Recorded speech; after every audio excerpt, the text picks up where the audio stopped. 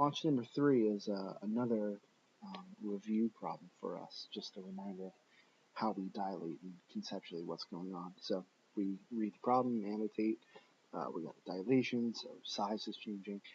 This time we're going to dilate a segment, this thing right here. And it's helpful to remember that a segment is a point and another point. And what's really going to be dilated are those endpoints. We're going to stretch them out. By this time, by a scale factor of 3. So they're going to grow threefold, 3 times. And we're no longer about the origin. That's not where we're at. We're at this new point, 2 comma negative 3. So if I orient myself at the origin, and then I go 2 in the x, 1, 2, and then 3 in the y, 1, 2, 3. Right here would be the point of my dilation, the center of my dilation. Graph that in. I'm going to call it D. And now we're ready to perform our dilation, and this time it's going to be 2 dilations. One of them will be for the endpoint B. We're going to have to stretch out this distance not once,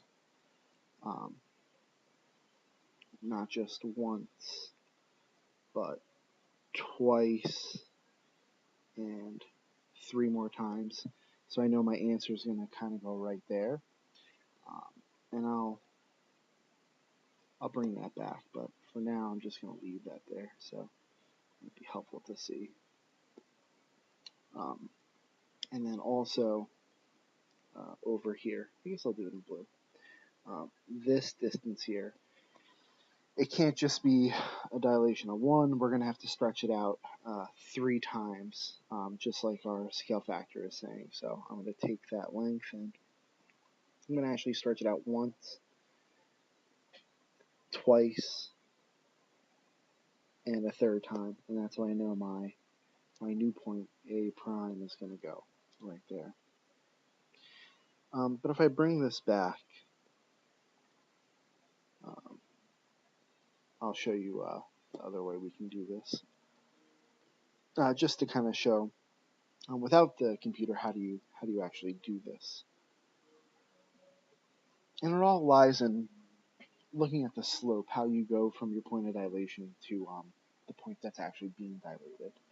So our slope is a rise of 2, so rise is plus, and a run of negative 1 because we're going to the left. So that slope is going to be affected by our scale factor. Instead of rising 2, now we're going to rise 2 times our scale factor. So we should be rising plus 6. Our run won't be 1 to the left, won't be negative 1. Now it's going to be negative 1 times 3, which is a negative 3. So my new rise and run is a rise of 6 and a run of minus 3. So if I kind of erase all this stuff here, I do this.